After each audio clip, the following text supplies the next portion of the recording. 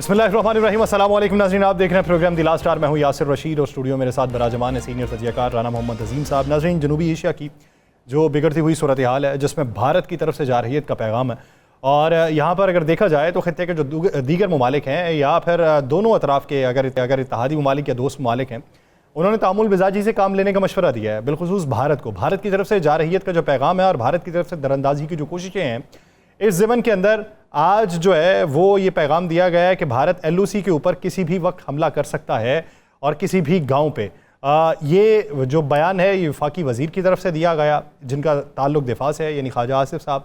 और इस तरह के बयानात के बाद पाकिस्तान की अगर तैयारी को देखा जाए तो जिस तरीके से अब्दाली का एक कामयाब तजर्बा किया गया और उसके बाद फ़तह सीरीज़ के अगले मिज़ाइल का कामयाब तजर्बा किया गया है, वहाँ पर दिफा के उनसर को पाकिस्तान की तरफ से नुमाया करने की कोशिश की गई है।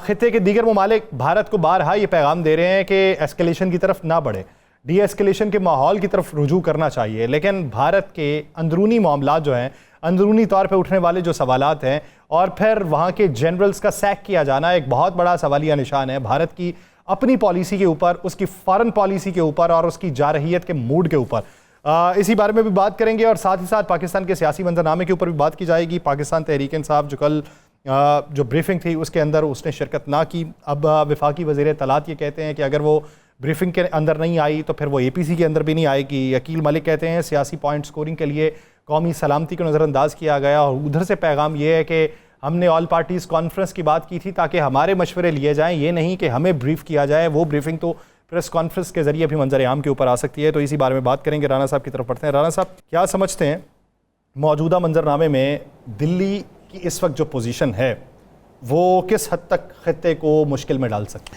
हैं? बिस्मिल्लाहिर्रहमानिर्रहीम। अस्सलातु वस्सलामु अलैका या सय्यदी या रसूल अल्लाह, अस्सलातु वस्सलामु अलैका या सय्यदी या हबीब अल्लाह। ताजदार ख़त्मे नबूवत जिंदाबाद जिंदाबाद। बात बड़ी क्लियर सी है और बड़ी साफ सी है।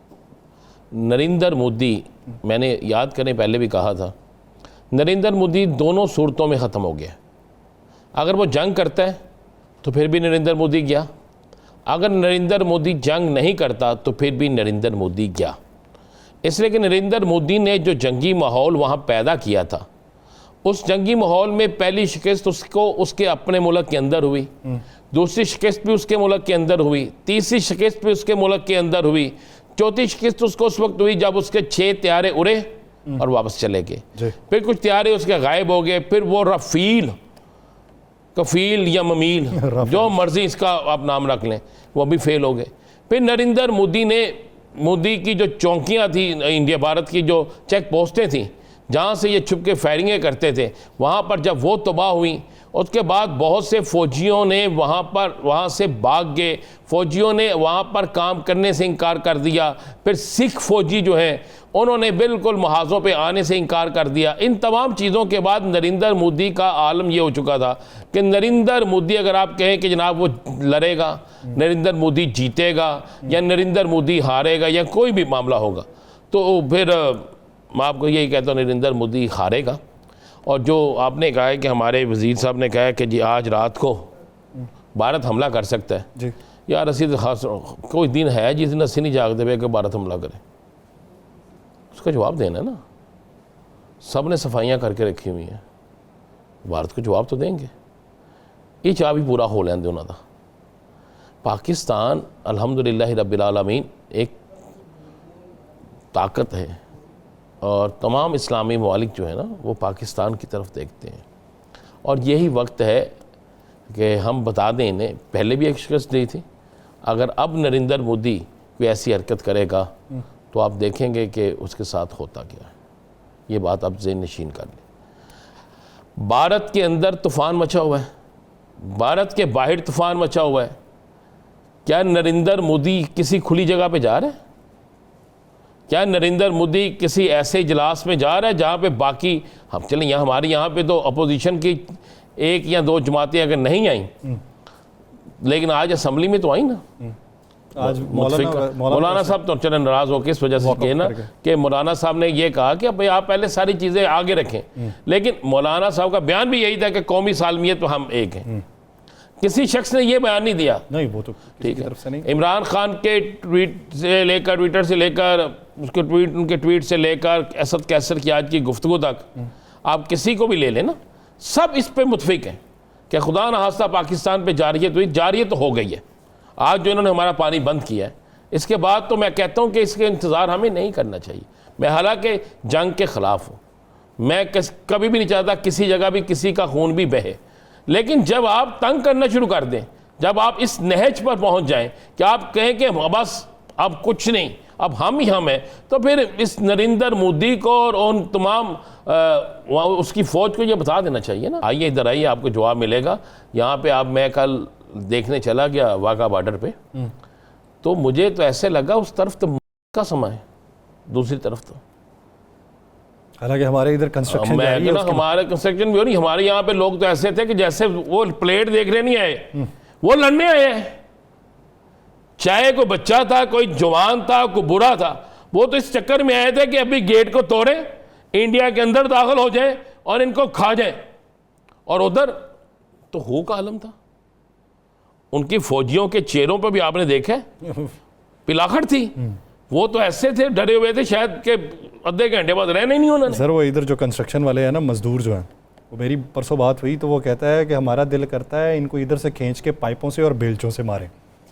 ये मैं कह रहा हूँ, ये जज्बा है एक मुसलमान कौम का, ये जज्बा है पाकिस्तान का, ये जज्बा है हर उस पाकिस्तानी का, चाहे उसका किसी भी सियासी जमात से तल्लक हो, लेकिन वो पाकिस्तान के लिए खड़े हैं। वो पाकिस्तान के लिए अपनी जान का नजराना देने के लिए खड़े हैं। वो पाकिस्तान के लिए किसी की जान लेने के लिए भी खड़े हैं, और पाकिस्तान के लिए भूखे रह के लड़ने के लिए भी खड़े हैं। वो तैयार बैठे हैं। आप ज़रा सियासी मंजरनामे भी आ जाए जी, अगर आपकी इजाज़त हो तो। जी जी जी। अच्छा, मुझे एक बात तो बताएं, इस जंगी हालात में, लेकिन राना साहब अगर सियासी मंजरनामे से पहले वो गज़ा वाले मामले पे जो करारदाद मंजूर की है इसराइल ने गज़ा पर कब्ज़ा करने की, मुसलमानों की गैरत जो है ना, अगर जाग जाएगी, वो मुझे नहीं पता कि कब जागनी है, मैं लफ्ज़ बड़ा सख्त से इस्तेमाल करने लगा हूँ। इस करारदाद पर कोई बोला मुल्क? अभी तक किसी का बयान नहीं है। बस अल्लाह की तरफ से वहाँ पे मदद हो रही है, अल्लाह की तरफ से मदद होगी, और वो मुल्क वहाँ बोल रहे हैं, वो मुल्क वहाँ पर अपने गैरत ईमानी दिखा रहे हैं, जिनके मतलब बहुत से लोगों का ख्याल था कि ये कुछ नहीं कर सकते। तो जहन में रखिएगा, ये जो जिस्म है ना, हम तमाम उम्मत मुसलमा एक जिस्म है, और जिस्म के एक हिस्से में तकलीफ़ हो और आप उसका इलाज ना करवाएं तो ये बहुत बड़ी ज़्यादती है। जिस्म का वो एक हिस्सा ऐसा है कि जिसे मंज़र से बिल्कुल आउट करने की कोशिश की गई, लगने वाली आग ने ये चीज़ बता दी कि अल्लाह की ज़ात जो है वो है ना। तो इस तरह बाकी चीज़ें भी हैं। यासर घबराए ना, ये जितनी करेंगे, मेरा ईमान ये है कि बहुत जल्द वो आफत आने वाली है जिसकी वो सोच नहीं सकता। और जिस तरह अबाबील लोगों का लश्कर जो आया था ना, तो अबाबीलों का लश्कर आ सकता है, लेकिन बहुत से उन ममालिक की तरफ अब कुछ चीज़ों को ना अयां किया जाता है, बिल्कुल क्लियर किया जाता है।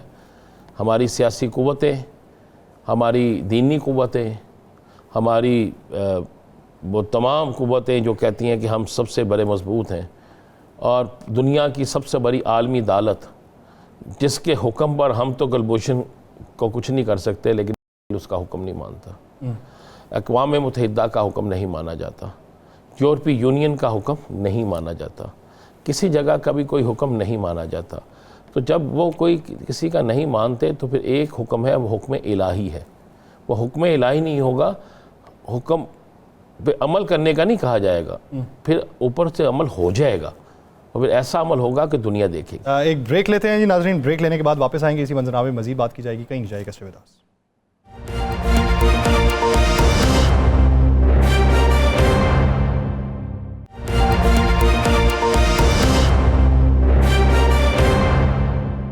ब्रेक के बाद खुशामदीद नाज़रीन।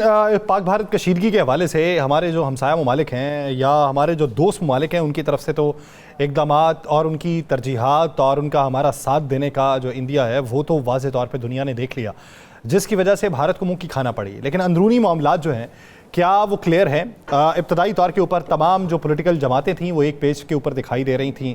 पैगाम भी वहदानियत का पाकिस्तान की तरफ से दिया गया और इस मौके के ऊपर के दुश्मन ने जहाँ पे चोट मारने की कोशिश की है उसको शायद उम्मीद नहीं थी कि इस तरीके से कैटेगोरिकली तमाम ज़बानों से एक ही किस्म का बयानिया अपनाया जाएगा। और इसी की बुनियाद के ऊपर वो जो सर्जिकल स्ट्राइक करने के दावेदार थे वो बैकफुट पे होते दिखाई दिए, लेकिन साजिशें कम होती दिखाई नहीं दे रही उनकी। मुस्तकबिल करीब के अंदर पाकिस्तान के अंदर होने वाले इक़दामात जो हैं इसके हवाले से भी बात की जाएगी। पाकिस्तान तहरीक इंसाफ किन मुश्किलात का शिकार है और 25 निकाती एजेंडा उनका जो अब मंजर-ए-आम पे आया है उसके मकासद क्या हैं, मंदरजात क्या हैं, मुहर्रिकात क्या हैं और उसके ऊपर तगदो क्या होने वाली है, इसी बारे में बात करेंगे। हमें ज्वाइन किया पाकिस्तान तहरीक इंसाफ के थिंक टैंक के सरबराह रऊफ़ हसन साहब ने। रऊफ़ हसन साहब, बहुत शुक्रिया आपके वक्त का। रऊफ़ हसन साहब, बानी पाकिस्तान तहरीक इंसाफ का बयान भी वाज़े था, तमाम रहनुमाओं का बयान भी वाज़े था और ये भी सवालात कि अगर हुकूमत किसी मामले पर बुलाती है तो आप लोग जाएंगे, तो जवाब हाँ में दिखाई देता था। अभी ये ब्रीफिंग के अंदर पाकिस्तान तहरीक इंसाफ का ना जाना और उस पर ये उज़र उठाना कि ऑल पार्टीज़ कॉन्फ्रेंस बुलानी चाहिए थी, इसके पीछे की मसलहत और मंतिक क्या रही सर? थैंक यू, बहुत मेहरबानी सर। देखिए, कोई मसलहत कोई मंतक नहीं है। एक असूली बात है कि जब इतना इम्पोर्टेंट मामला है जो कि रियासत की एग्जिस्टेंशियल चैलेंज है रियासत के लिए, तो अता मिनिस्टर ऑफ इंफॉर्मेशन जैसे मिनिस्टर की सरबराही में आप एक ब्रीफिंग अरेंज कर रहे हैं। ब्रीफिंग की बात नहीं थी ये तमाम पॉलिटिकल पार्टीज को यकजा करने की बात थी ताकि उनकी इनपुट हासिल की जा सके। जहां आप उनको बताएंगे कि क्या करना है वहां आपने उनकी बात सुननी भी है और ये ब्रीफिंग में नहीं हो सकता। इसके लिए आपको पार्टीज को बुलाना पड़ेगा, एक टेबल पे बिठाना पड़ेगा, उनकी आरा लेनी पड़ेगी और उन आरा की बेसिस के ऊपर और अपनी राय की बेसिस के ऊपर आपको एक कॉम्प्रिहेंसिव प्रोग्राम जो है वो तश्कील देना पड़ेगा। तो briefing was not such an important thing, because briefing तो होती रहती थी, स्टेटमेंट्स आती रहती थी, जो भी आ रही थी उससे बखूबी हम आगाह थे कि जी क्या सिचुएशन है, कहाँ जा रही है, किस तरफ जा रही है, किस तरफ नहीं जा रही। तो हमारी कंटेंशन ये थी कि जी इस वक्त एक मल्टी पार्टी कॉन्फ्रेंस जो है उसकी जरूरत है ताकि तमाम लोग जो हैं, तमाम पॉलिटिकल पार्टीज जो हैं वो अपनी अपनी आराम है वो दे सकें और वो उन आरा की बेसिस के ऊपर एक कॉम्प्रिहेंसिव जो प्लान है वो तैयार किया जा सके। अच्छा रऊफ़ साहब, एक खबर जो इतनी तेज़ से गर्दिश की, बहुत से यूट्यूबर्स ने उस पर प्रोग्राम भी किए, आपने यूट्यूब में भी कहा और ये बात की गई कि इमरान खान साहब अडयाला जेल में नहीं हैं। इस पर हमने भी आज चेक कराया, वहाँ से तो कंफर्मेशन आई कि इमरान खान साहब अडयाला जेल में ही है और आपके बहुत से लीडरों ने भी इस बात की तस्दीक की। तो इसमें हकीकत क्या है, ज़रा ये ताकि लोग जानना चाहते हैं।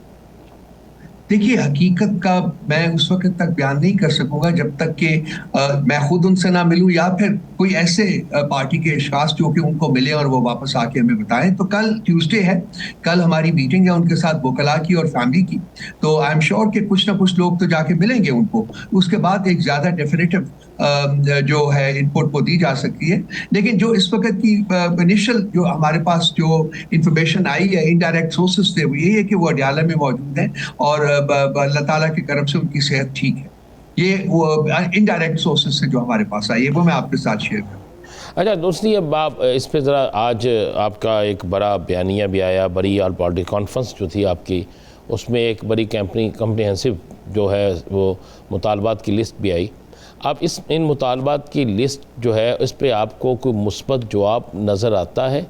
क्या कोई कमेटी ऐसी तश्कील दी गई है जो किसी से राब्ते करेगी या कोई ऐसी कमेटी तश्कील दी गई है जिनसे हुकूमत राब्ता कर सके? देखिए, कमेटी तो हमारे लोग बने हुए हैं, ऑलरेडी मौजूद है एक ग्रुप ऑफ पीपल जो है उसका खान साहब ने बहुत देर से बनाया हुआ है, जिसका वो जिक्र भी कर चुके हैं कि जी हम बातचीत के लिए तैयार हैं। लेकिन ये जो मुतालबात हैं, जो 25 मुतालबात आए हैं, ये हमारा मल्टी पार्टी प्लेटफॉर्म जो है तहरीक बहाली आईन पाकिस्तान, उस प्लेटफॉर्म से ये सारे जो मुतालबात आए हैं। तो अब अगर बात करना होगा तो उनके साथ ही इंगेज करना होगा, लाजमी बात है। PTI उसमें एक मेजर स्टेक होल्डर है, PTI भी मौजूद होगा, लेकिन ये उनके उनके उनके उनके उनके ये डिमांड्स हैं। मेरा ख्याल है कि इसमें से कोई भी अनरीजनेबल डिमांड यहाँ नहीं है। अगर आपने मुल्क को एक जो साइक्लिक रोटेशन में चल रहा है पिछले 76 सालों से, एक चीज शुरू होती है, उसके बाद दूसरी शुरू होती है, फिर आप वापस आ जाते हैं टू द स्टार्टिंग पॉइंट। तो ये साइक्लिक जो मोशन है इसको खत्म करना है और आपने एक फॉरवर्ड मोमेंटम जो है वो जनरेट करना है पाकिस्तान की सियासत में। तो वो इसी सूरत में पॉसिबल होगा जबकि आप इसको आप अपने असल जो इसकी फाउंडेशनल इथॉस है उसके साथ इसको बहाल करें और इसको आगे बढ़ने दें, इसको रोके नहीं। कल मेरा आर्टिकल भी आता है सैटरडे को, उसमें भी मैंने कहा है जी कि इस वक्त पाकिस्तान की जो जरूरत है वो ज्यादा फ्रीडम है, कम नहीं, ज्यादा राइट्स हैं, कम नहीं। तो ये दो चीजें जो है ये बहुत इंपॉर्टेंट है। और जब तक एक प्रॉपर जमहूरी कल्चर जो है वो मुल्क में परवान नहीं चढ़ेगा, जब तक एक टॉलरेंस का कल्चर जो है वो म्यूचुअल टॉलरेंस का कल्चर वो परवान नहीं चढ़ेगा। राना साहब, मैं स्ट्रांगली बिलीव करता हूँ जाती तौर के ऊपर कि ये मुल्क जो है वो इसी गर्दिश में फंसा रहेगा, वो आगे नहीं बढ़ सकता। अच्छा रऊफ साहब, जब कोई एजेंडा तैयार किया जाता है तो उसके जो निकात होते हैं उनकी दर्जाबंदी में तरजीहात जो हैं वो नुमायाँ होती हैं कि ये कितने मराहल में होगा, पहले फेजेस में क्या, फिर आगे चल के क्या। यानी ये 25 निकाती एजेंडा यकमुश्त तो जो है वो पाया तकमील तक नहीं पहुंचना। तो बानी की रिहाई कितनवें निकात के ऊपर है? बानी की रिहाई जो खान साहब की रिहाई जो है वो इस वक्त 18वें पॉइंट के ऊपर दी हुई है, लेकिन इसका मतलब ये नहीं है कि वो it is any less than point number 1। वो बहुत इंपॉर्टेंट है और वो एक मेजर एक फैक्टर है। अगर आपने मुल्क को आगे बढ़ाना है तो इस मुल्क के सबसे ज्यादा पॉपुलर लीडर जो कि 2/3 मेजोरिटी से इलेक्शन जीता हुआ है उसको रिहा करना पड़ेगा, उसको उसका हक देना पड़ेगा, या फिर नया मैंडेट जो है उसके लिए आपको इंडिपेंडेंट एंड ट्रांसपेरेंट इलेक्शंस करवाने होंगे। अगर आप फील करते हैं कि जी एक 17 सीट्स वाली हुकूमत जो है उसके होते हुए ये मुल्क आगे बढ़ सकता है, या ये लोग जो हैं वो मुल्क को आगे बढ़ने देंगे, अपने जाती मफादात के ऊपर मुल्क को तरजीह देंगे, तो वो मेरा ख्याल है कि एक खामख्याली है। ये मुल्क आगे उस वक्त तक नहीं बढ़ सकता जब तक कि जो अवाम के मैंडेट के साथ हुकूमत जो है वो जब तक नहीं आती इस मुल्क में। और वो अवामी मैंडेट इस वक्त जो है, माने कोई या ना माने, वो खान साहब के पास है, वो इन 17 सीटों वाली हुकूमत के पास नहीं। कल एक बड़े अहम केस की समाअत शुरू हो रही है ना, महसूस नशिस्तों की, क्या हिकमत नई इस पे पीटीआई पूरी पार्टी बनकर जाएगी, बेंच पर इतराज़ करेगी या देखेगी? राना साहब, ये अल्टीमेट फैसला तो हमारी लीगल टीम के ऊपर है, लेकिन पीसी की मीटिंग हुई थी परसों, 2 डेज अगो। उसमें फैसला किया गया था कि पूरी ताकत के साथ हम केस जो है अपना रिजर्व सीट्स का उसको परसू करेंगे, हम जाएंगे। अब क्या वहाँ अप्रोच ली जाती है, ये तो इसकी लीगल कमेटी की मीटिंग्स हो रही हैं और मेरा नहीं ख्याल कि उसको हम डिस्क्लोज करने की पोजीशन में है, तो वो जाएंगे। अब ये 13 मेंबर का बेंच बन गया है, उसमें जो कॉम्पोजिशन है वो इतनी ज़्यादा इंकरेजिंग नहीं लगती एट दी आउटसेट, लेकिन मैं ये भी बिलीव करता हूँ, स्ट्रांगली बिलीव करता हूँ कि जी हालात बदलने में वक्त भी नहीं लगता, बाज़ दफ़ा बदल जाते हैं और हालात को बदलना होगा। और बहुत वक्त ऑलरेडी गुजर गया है, बहुत वक्त ज़ाया हो चुका हुआ है और मेरा ख्याल है कि इंसाफ के तकाजे पूरे होने चाहिए, जो कि अनफॉर्चुनेटली बदकिस्मती से पिछले 3 सालों में बिल्कुल पूरे नहीं। हालात के बदलने का कोई इशारा आपको दिखाई देता है? अंधेरा जब आता है ना जी, बहुत ज़्यादा अंधेरा होता है, तो उसके बाद फिर रोशनी जो है वो उतनी तेज़ी से फूटती है। मेरा ख्याल है कि अब अंधेरे की इंतहा है और रोशनी का आगाज है। मैं इसको मल्टीपल तरीकों से बयान भी कर सकता हूँ, आपके साथ डिस्कस भी कर सकता हूँ। इंसाफ को पकड़ा देख लीजिए आप, उसको जब बहुत ज़्यादा आप एक एक्सट्रीम के ऊपर नाइंसाफ़ी को ले जाते हैं तो वो फिर पता है जो बाउंस बैक होती हैं चीज़ें, बाउंस बैक हो रही हैं, इस वक्त भी बाउंस बैक हो रही हैं। हमें शायद नज़र नहीं आ रही, लेकिन कुछ लोगों को नज़र भी आ रही हैं। वो प्रेशर्स जो हैं वो रियासत के ऊपर बढ़ रहे हैं और ये इंडिया का जो एक एडवेंचर है उनका मिस एडवेंचर जो है, इस सूरत में मैं बड़ा खुश हूँ कि जी तमाम पॉलिटिकल पार्टीज, जैसा कि आपने भी फरमाया, एक पेज के ऊपर खड़ी हुई हैं, क्योंकि हम रियासत के साथ खड़े हैं, हम आर्म फोर्सेस के साथ खड़े हैं और वो चीज़ कभी कॉम्प्रोमाइज़ नहीं की जा सकती। लेकिन जो एक यूनिटी, एक हार्मनी होती है, सोसाइटल यूनिटी एंड हार्मनी होती है, उसके तकाजे पूरे नहीं हो सकते, बिकॉज जो लीड है और जो अंडर प्रिविलेज्ड लोग लोग हैं उनमें जो फर्क है वो बहुत बढ़ चुका हुआ है। इस वक्त डिसकंटेंटमेंट जो है वो बहुत ज्यादा वाइड स्प्रेड है। आप लोगों के पास जाके बात करें, किसी जगह चले जाएं, 10-15 20 बंदे इकट्ठे करके, मुझे शाज़ और नादर कोई बंदा मिलता है जो कि कहता है जी कि हालात ठीक है मुल्क के। जिससे भी आप बात करें, बड़ी इस मुल्क में पिछले 5, 4, 5, 6, 7, 8 सालों में बड़ी समझ बूझ जो है वो हुई है। बहुत पॉलिटिकल कॉन्शियसनेस बहुत ज्यादा बड़ी है। लोग हम शहरी लोगों से ज्यादा जो है वो रूरल एरियाज में जानते हैं कि क्या हो रहा है। तो कोई बंदा आपको पूरी तरह जो है वो खुश नजर नहीं आ रहा, कंटेंटेड नजर नहीं आ रहा कि मुल्क के हालात ठीक है। तो ये मेरे नजदीक ये तमाम जो डिसकंटेंटमेंट है ये तब्दीली की निशानी है। ये तब्दीली जो है इसके बाद आनी ही होती है, उसको आप रोक नहीं कर सकते ज्यादा देर तक।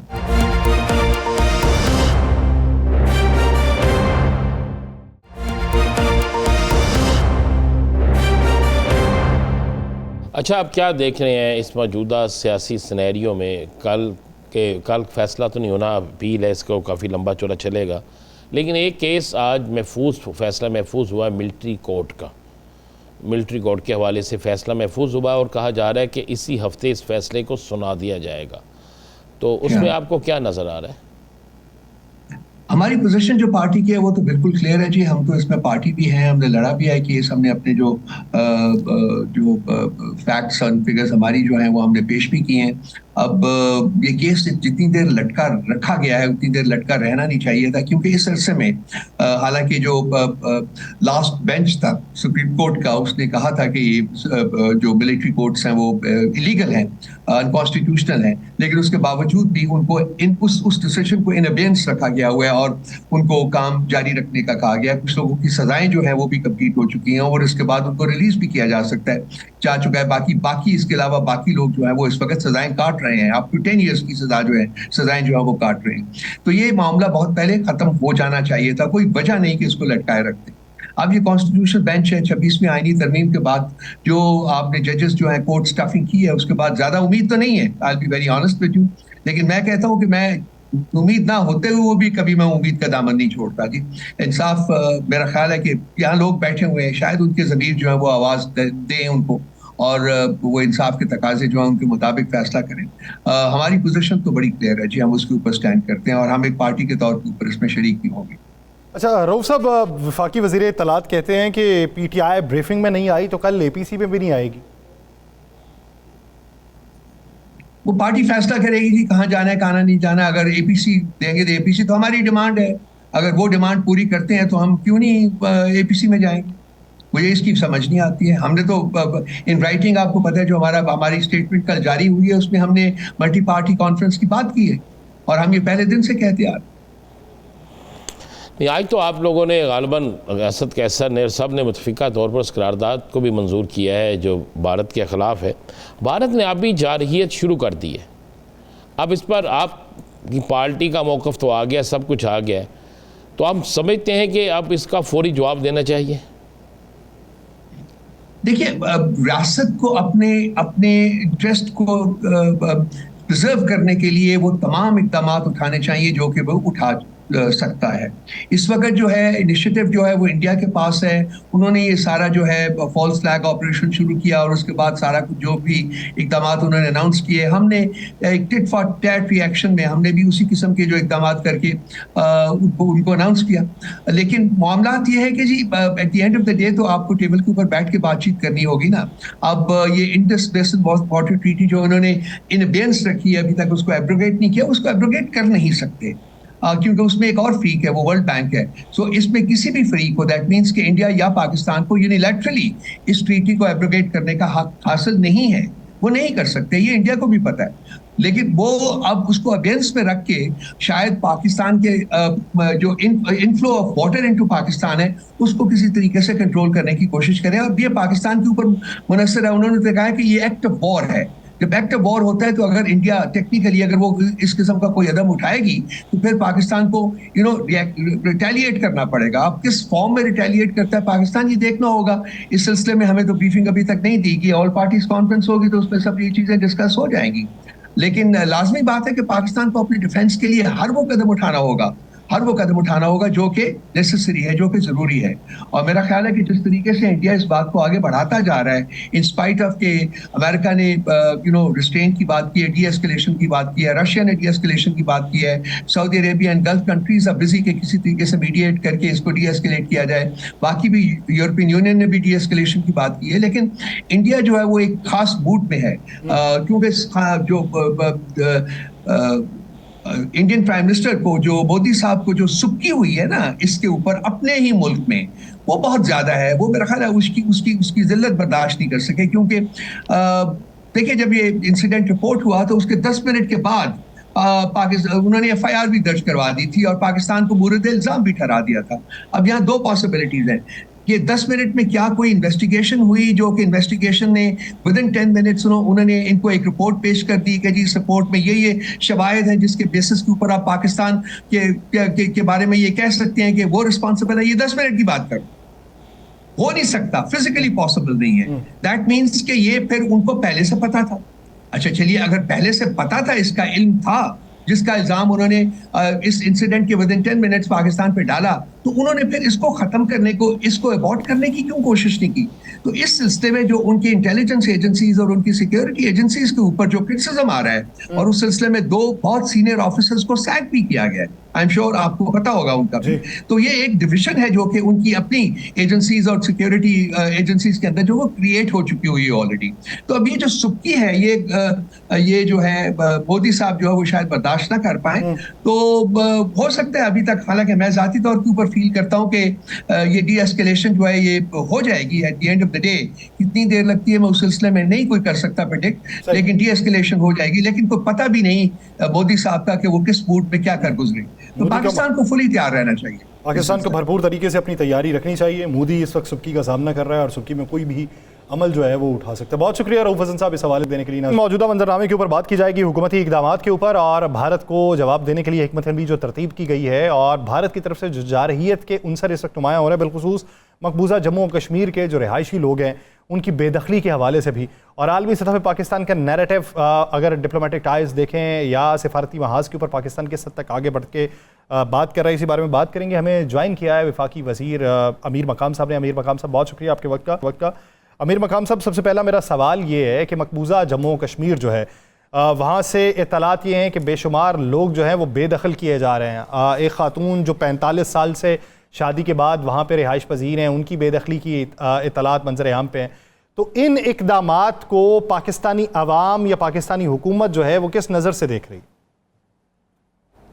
जो आपने बात की, ये जो पाकिस्तान पर इल्ज़ाम लगाया गया है, तो उसके पीछे भी ये 2 अवामिल हैं। और इस तरह इल्ज़ाम लगाना कि आज वाक़या हुआ है और बगैर तहक़ीक़ की और तफ्तीश की और इस तरह एफआईआर काटा किया और फिर जिस तरह इल्ज़ामात लगाए गए और जिस तरह पाबंदी और वही अनाउंसमेंट किए गए, वो तो हर एक बंदा जो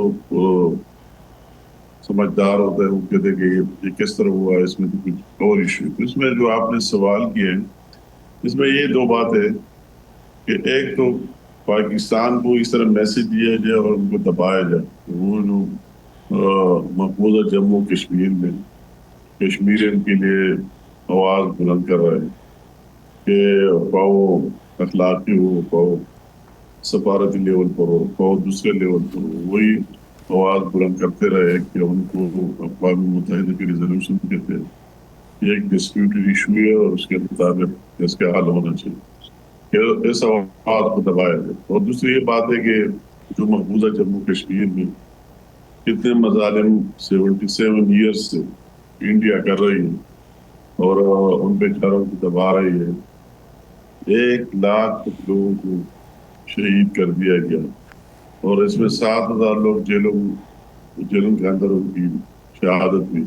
आज भी इंडिया की जेलों में हजारों की तादाद में कश्मीरी मुसलमान पड़े हुए हैं और इसके अलावा उनके घर गिरफ्तार किया गया। उनके साथ क्या क्या मुजालिम नहीं हुए, वो अपनी जगह कायम दायम है और वही बात आज तक करते आ रहे हैं।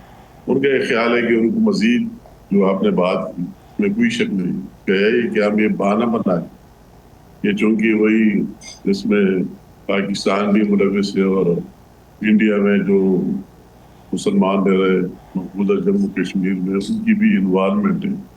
वो जो वाक़या किस तरह हुआ है और किसने किया है उन्होंने खुद किया होगा और इसके ज़रिए उनको और टार्चर किया जाए तो इसके ज़रिए हम वही मकासद हासिल कर पाएंगे।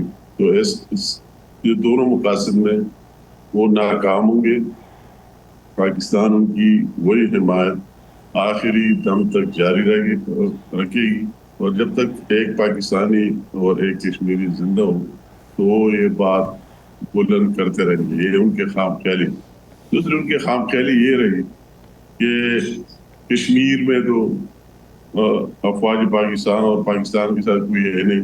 वो सारे लोग तो चाहते हैं कि हम यहाँ से आज़ाद हो जाए और इस तरह पाकिस्तान की भी बात की उनके अपने मीडिया में हर जगह बोलते हुए, मगर ये बात उनको भी साबित हो गई। वो दावे उनके गलत साबित हो गए। ये कश्मीरी जिस तरह पाकिस्तान के साथ और अफवाज पाकिस्तान के साथ खड़े हैं, जो मैंने 3-4 दिन वही लूसी मुख्तलिफ जगहों में रहा, जेलम वैली में, नेलम वैली में और कई बॉर्डर पर गया आमने सामने इंडिया और पाकिस्तान, और मैंने वही आज़ाद जम्मू कश्मीर के उन मुसलमानों का जो जज्बा देखा, जो वलवला देखा, जो हर एक बंदा फौजी भी है और हर एक बंदा पाकिस्तानी भी, और उनकी ये ख्वाहिश और जोश मैंने देखा कि हमारी ये ख्वाहिश है कि हम किसी काम आ जाए और पाकिस्तान के लिए लड़े और अपने उन मजलूमों के लिए लड़े। तो उनकी वही जो सोच फिक्र था वो भी गलत साबित हुई।